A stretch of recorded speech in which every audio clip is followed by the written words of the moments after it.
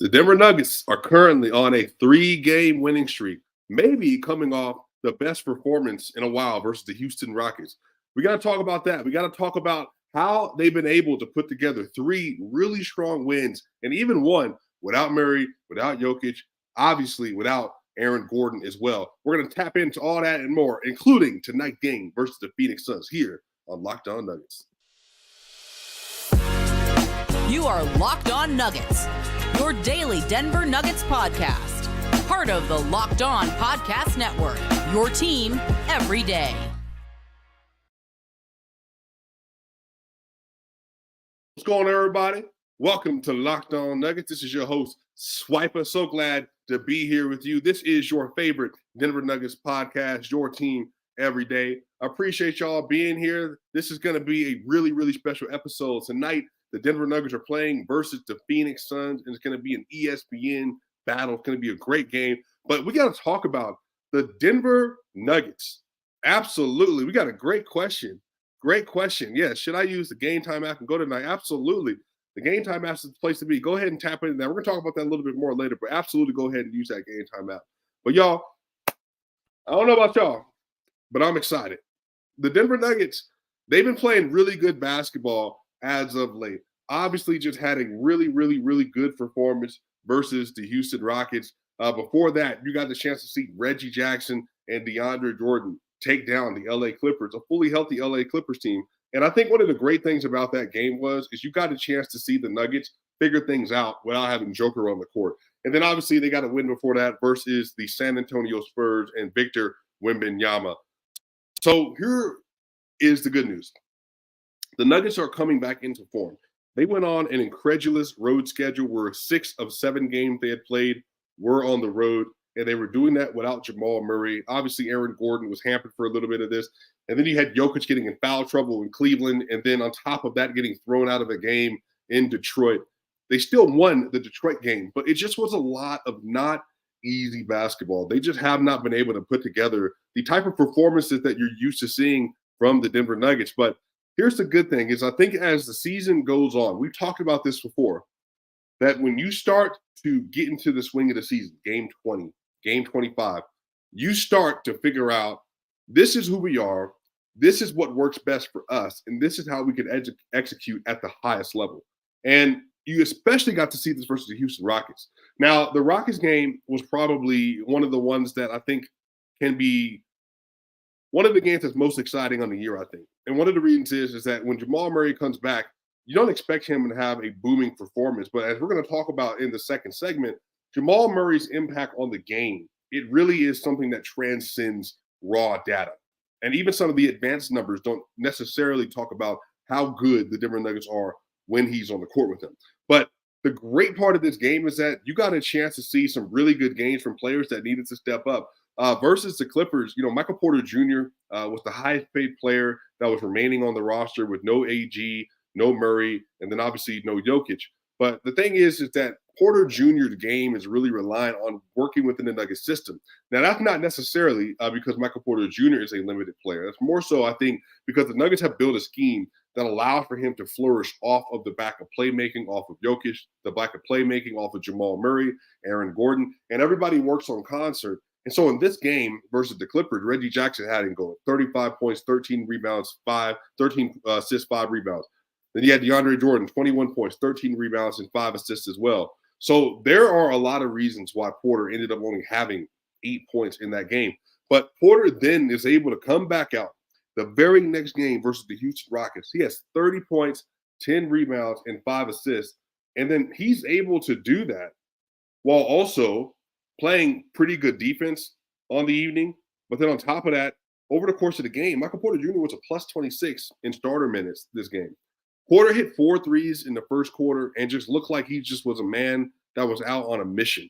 And his ability when he feels healthy, and namely because of the ankle injury that he was going through during training camp, we're about 6 weeks away from all of that stuff starting. And so I think Porter is just getting his body fully up to speed, given the fact he doesn't have to be as laborious with walking and moving and cutting and running and jumping, all that stuff as he's getting healthier. And so, again, it was just a really great game. Because Porter even having 5 assists is something that is just not something to ignore. And the reason is because Porter doesn't have that role within the offense. But I think if Porter continues to explore his game and explore his role within the Denver Nuggets offense, those opportunities can come more and more for him.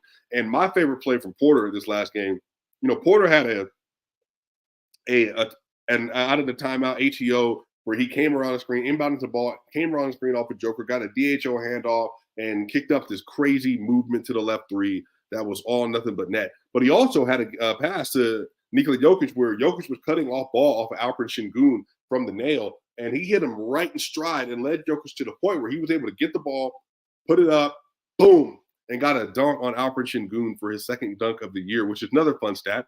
Jokic has 2 dunks this year and 7 triple-doubles, which is just funny to think about for an NBA center that he would have more triple-doubles than dunks on the year.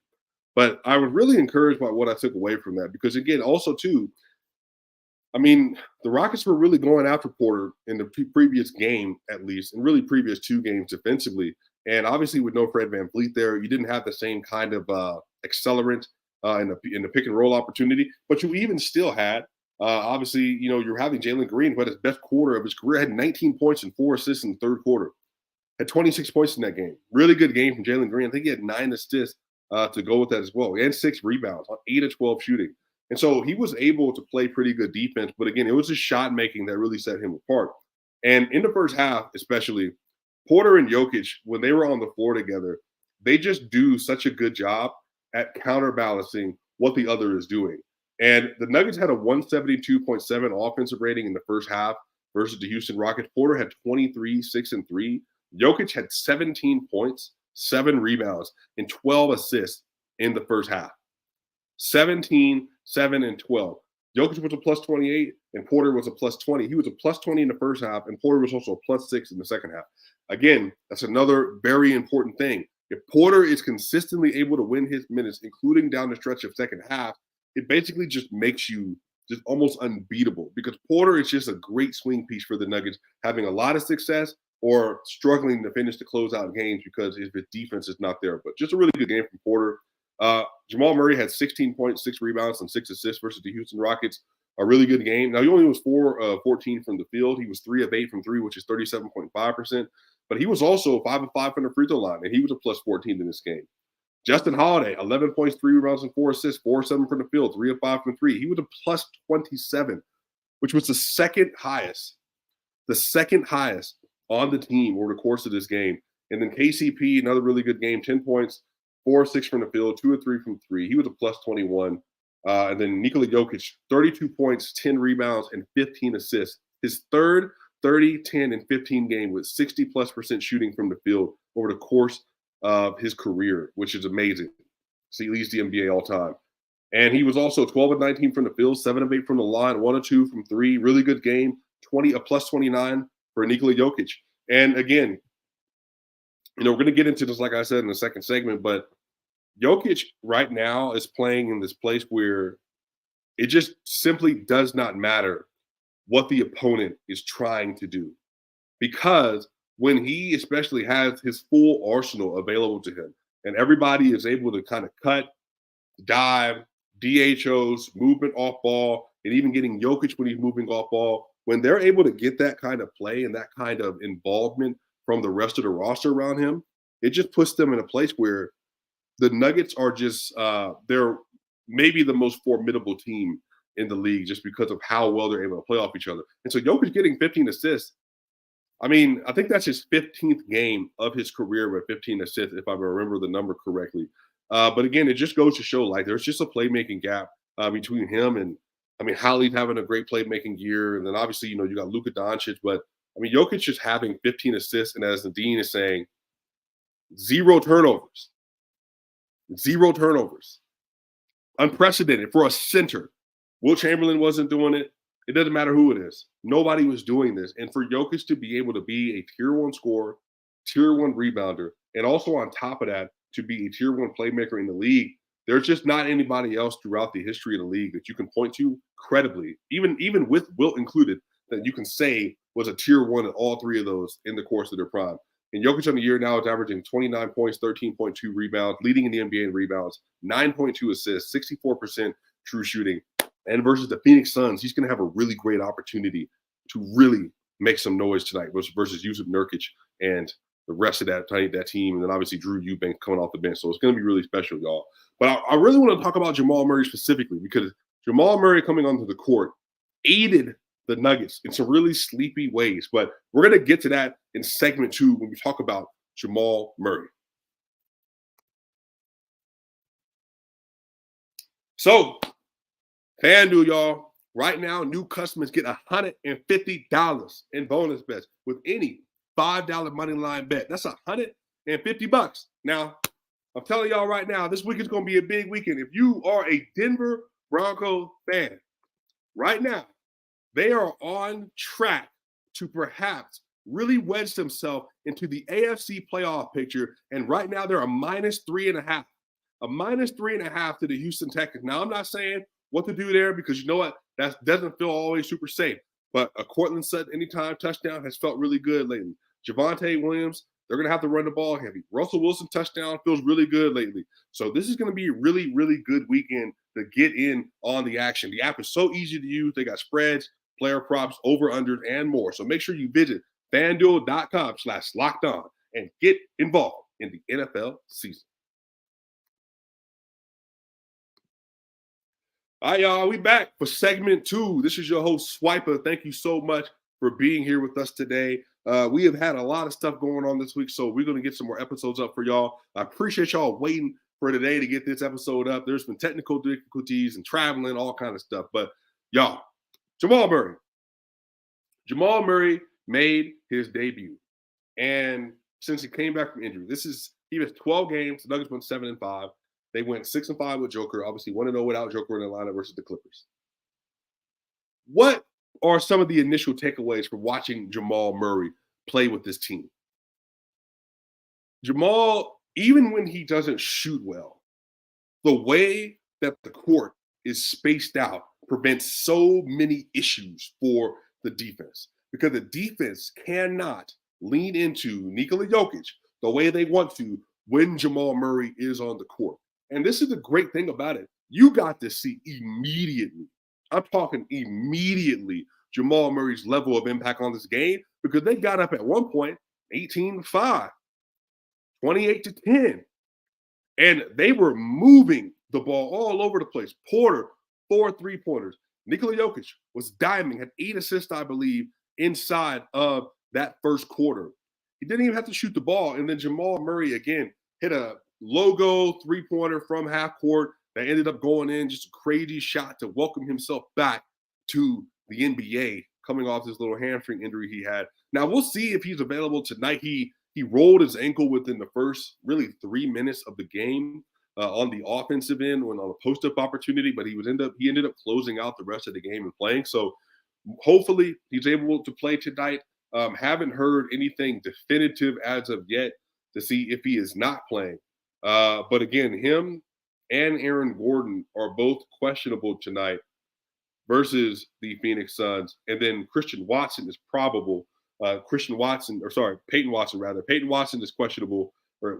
probable with an illness because he's just had like some flu, a little something going on last game. So we'll see if he's able to pull through that and be available. Jamal Murray, again, right ankle sprain that he did play with, and then right heel strain for Aaron Gordon. So it's very possible that by tonight, you're going to see a full loaded Denver Nuggets roster. Now, the difference is that the Suns are going to be without Devin Booker. He's already purportedly out for tonight's game. But this is still going to be a really good test because, namely, they're going to be on the road. And on the road, they're just going to have to lock in because they just have not been able to consistently lock in, especially defensively on the road, namely that Orlando Magic matchup that they had not too long ago. So, we'll see, how they end up responding. But Jamal Murray, man, his ability to get into that pick and roll option with Jokic, and what it does is that when Jokic and Murray are on their two-man game, when Murray is diving as a ball handler and he's navigating the pick and roll, he definitely likes to try to drive towards the baseline, a little bit outside of the paint. Because what he does, if he's able to crash, then he's able to create for Jokic, able to create space for Jokic to get the ball. He has these really, really solid little dump-off pocket passes that he'll get into an action with Jokic one or two times, and then he'll drag the center all the way down to the baseline, little dump off pocket pass about 6 feet away from the rim, and then Jokic can get one of those little famed right arm floaters that he loves to hit at like a 70% clip. And then on the other side of this, for Michael Porter Jr., because again, they started the game off, it was Nikola Jokic and it was Jamal Murray, and then we had an opportunity to see them get into a two-man game. Jamal backs out, gives it to Jokic in the post. Michael Porter Jr., because the defense is completely collapsed to the left side of the court because of Jokic and Murray. Then you get an opportunity to get some wide open looks from Michael Porter Jr. and he executes. KCP, MPJ, they eat. And having those two players, dead-eye shooters, on the court with you that are both tall dead-eye shooters, having them on the court with Jokic and Murray, it just changes the way defenses are having to deal with them. So this is the great thing, is that there's only a way up from here. And the reason I'm saying this is because the Denver Nuggets are so good already. When Murray is on the court, even if he's not shooting well, they blossom as a team because of what he brings to the court as a playmaker and as a shooter. And even if you look at some of the lineup data that tells the story about the Denver Nuggets, now the 5-man net rating is not as impressive as it typically has been, just because I think some of this is like the Minnesota loss they had where they got beat by 20. Then they had some really kind of funky little outings a little bit defensively here and there. And so it's not as pretty as it could be. But if you look at the data with Jamal Murray on the court with Michael Porter Jr., they got a 122 offensive rating with Murray and Porter. They got a 121.7 offensive rating with Murray and with Gordon. And again, Jokic and Murray have a 123.5 offensive rating as a two-man pairing. So again, they just offer so much versatility because of the scoring, because of the creating, because of the playmaking, the shot making, all of that stuff. So I really am really excited to see kind of how they continue to figure this out as Jamal Murray gets more ingratiated back into the system.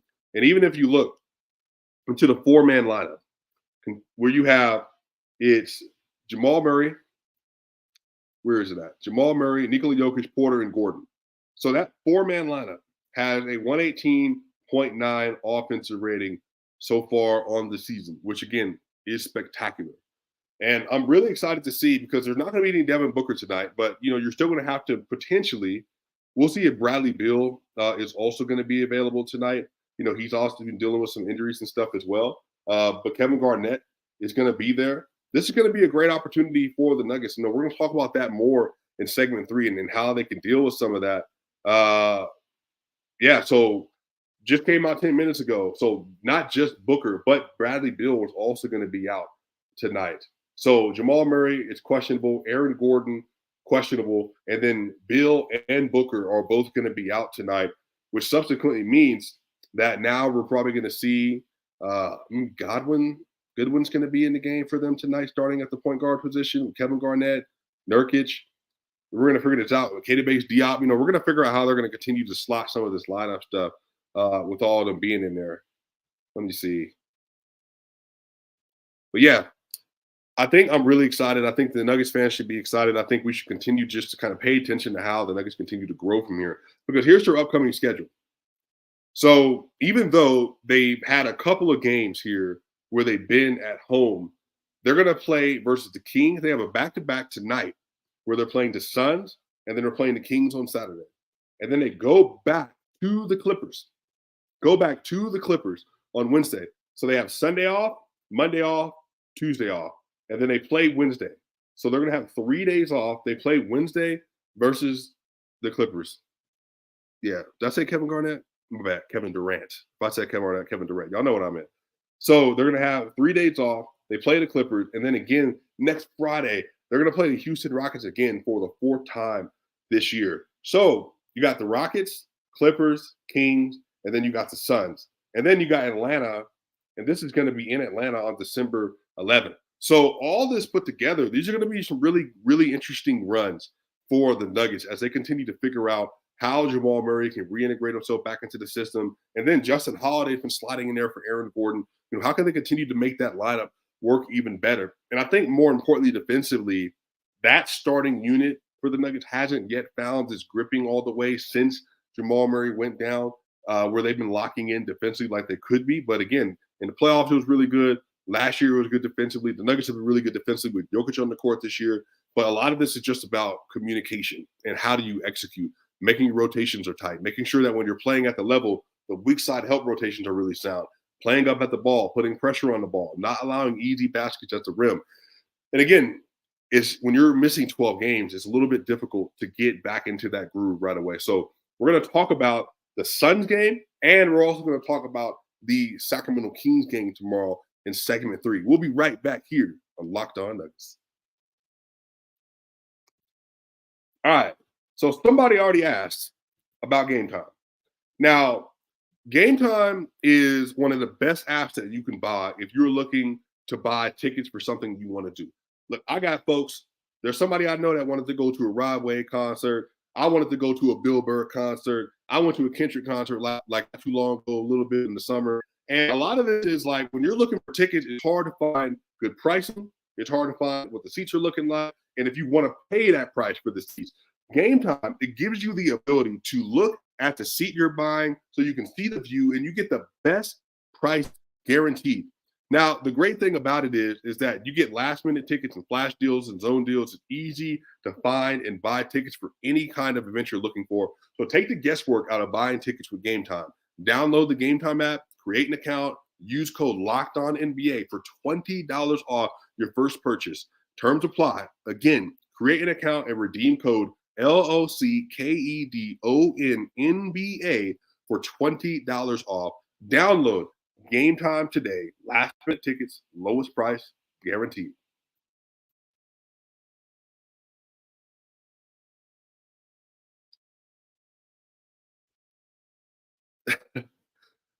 Steve said tickets are cheaper now than they were an hour ago. I'm waiting another hour. That's a fact. Hey, play the game. I get it. Play the game.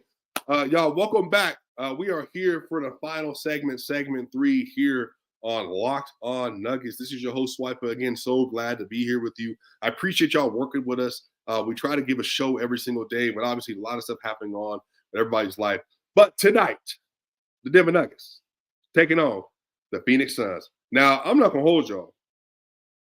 I've been really excited for this game since it came onto the schedule. We haven't seen the Denver Nuggets play versus the Phoenix Suns since they got them up out of there in 6 games in the semifinals and in the conference semifinals.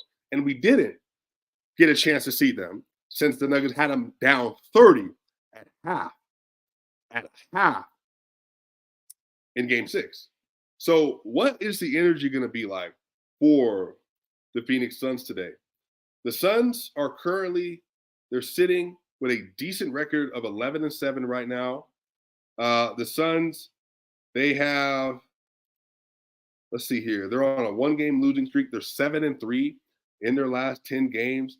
They're scoring pretty well this year. Kevin Durant is having an incredible season so far this year. And look, especially given the fact they haven't had Booker and Beal on the court together with KD, I mean, that's pretty good. They're doing pretty well. And if you look at some of the information, like lineup data about the Phoenix Suns to get a gauge on how well they've been able to play up to expectation this year. So their best 2-man game they've had this year is Kevin Garnett and Grayson Allen. They have a 119.5 offensive rating.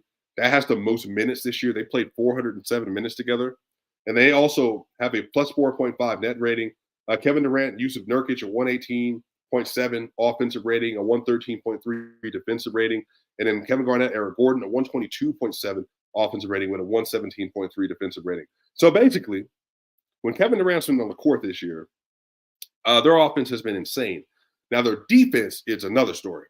Their defense has not been up to par so far this year. But again, some of that, though, I think is that when you're figuring out a new system and you're figuring out how to play together and then you're also dealing with injuries, then it makes sense for why people are struggling a little bit. Currently, the Phoenix Suns, if you look at dunks and threes, they have the 7th rank adjusted, meaning they adjust per schedule, the 7th rank adjusted offense in the NBA. They have the 19th rank adjusted defense in the NBA. The Nuggets are currently sitting at the number 1 adjusted offense in the league at 118.4. Their defense has slipped, though, to adjust it for 16th. But some of that, like I said, because of schedule, away games, all that other stuff. And then in terms of their offense, if you look at dunks and threes, the Phoenix Suns offense, they are 11th in the NBA in effective field goal percentage. They're 14th in the NBA in terms of shooting at the rim. They have the third best three-point shooting team in the NBA so far this year. But the funny thing about that, if you look at the Denver Nuggets, they have the third-ranked defense in the league in allowing three-point attempts. So that's going to be a really interesting battle. Are the Nuggets able to hit their rotations enough to where, because there's no Booker, because there's no Beal, if they're just KD, are you going to have to blitz anybody else on that lineup? More than likely not. So rotation should be able to be tight tonight. This should be a game where the Nuggets are able to control the pace a little bit. Now, again, they're still going to have Eric Gordon. They're still going to have Yuta. They're still going to have shooters that are all across the lineup. And again, K-Base Diop, also another good role player. Nasir Little. They're going to have Eubanks. They're going to have Nurkic. They still have pieces around Kevin Garnett. But here's the thing. A lot for the Nuggets, they're going to have a size advantage at every position except for between MPJ and between Kevin Durant. But I think on the other side of this is, if Jamal Murray does play, getting into action, getting everybody into action, getting the Suns rotating, and getting their defense off balance. Because they're not a team that, if they don't have Kevin Durant at the rim, then they don't have true rim protection. But more than that, Nurkic is going to be playing up at a level because Jokic is going to be bringing them up. So killing these rotations, making sure you're hitting rotation sound on defense, setting the pace, and attacking, getting to the rim, getting downhill, and trying to get the free throw disparity on your side. Because this is one thing that KD does really well. KD is really good at creating points of contact on his shots. And this doesn't always translate to getting free throws in terms of at the rim, but it does translate that when he is in the mid-range opportunity, he's able to get you up in the air, get you off balance. And again, he's still a 7-foot small forward, one of the best scorers in NBA history. And so that's something you constantly have to deal with for sure. So if I had to give a prediction for the night, so the Denver Nuggets are maybe going to have Murray and they're going to have Aaron Gordon. And then they're going to also then be facing a team without Bradley Beal and Devin Booker. I do think that this is going to be a little bit more of a high-scoring game just because the defense is going to be on the road. And again, they're playing versus a team that's really good. And again, for a team that gets to the line at a decent level as well, I'm going to say I think the Nuggets keep their win streak going. It's probably going to be like a 123 to 117 type game where it's going to be like the first team to get a stop, that's who's going to win this game. And 123, 117 feels about right. Jokic is probably going to have a really good performance today versus Nurkic and versus Eubanks. Jamal Murray, if he does play, also should be a little bit of a bounce gap game for him. The best they're going to have is like Josh Okogie on the POA defense. Michael Porter Jr., this is another game for him because there's just not nobody that's going to be guarding him off ball that should be able to prevent him from getting to his spots, even getting to the lane and then putting the ball up. And then I think also too, considering what KCP is able to do on some of those DHOs, we'll see if Aaron Gordon's able to get off. So I think Nuggets win 123, 117. Jokic, another 30-point triple-double. I would say probably like 34, 14, and 11, something like that. 34, 14, 11, I think is my best guess what might happen tonight. I think MPJ might have another sneaky 20 and 22 and 8 game tonight, something like that. May not be 30 again, but it might be like a little 20, 22 points, 8 rebound night tonight. Maybe 4 or 9 from 3, something around that kind of clip. Jamal Murray, I do think if he plays tonight, there should be like a 21, 5 and 7, 21, 5 and 8 game from him. Scoring volume is still a little bit lower, but I think the playmaking is right where it needs to be. He played 22 minutes last game, had 6 assists. So let's say he has 8 assists, 21, 5 and 8 for Jamal Murray. If Aaron Gordon plays, Aaron Gordon should be in the 14, 15 points, something like that, because he doesn't have anybody that's going to be dealing with him down low in the paint. So again, 123, 117 prediction for tonight's game versus the Phoenix Suns. Tomorrow, they're playing the Kings on NBA TV. The Kings are currently 10-7 on the year so far.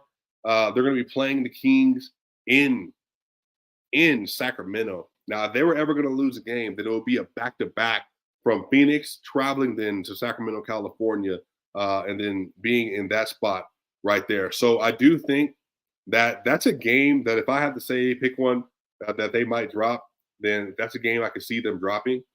So I would say score of that game, I'm going to say they lose to the Kings maybe like 114 to 111, something like that. Just not enough to close the game out.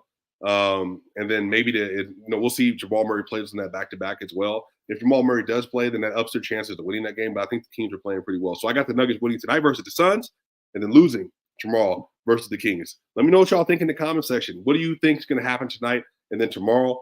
And again, y'all, this is Locked On Nuggets. We're continuing to grow this community up. Make sure y'all are liking, sharing, subscribing. We will be back here with you this weekend to talk about your Denver Nuggets. So make sure y'all tap in. I will see y'all on the other side.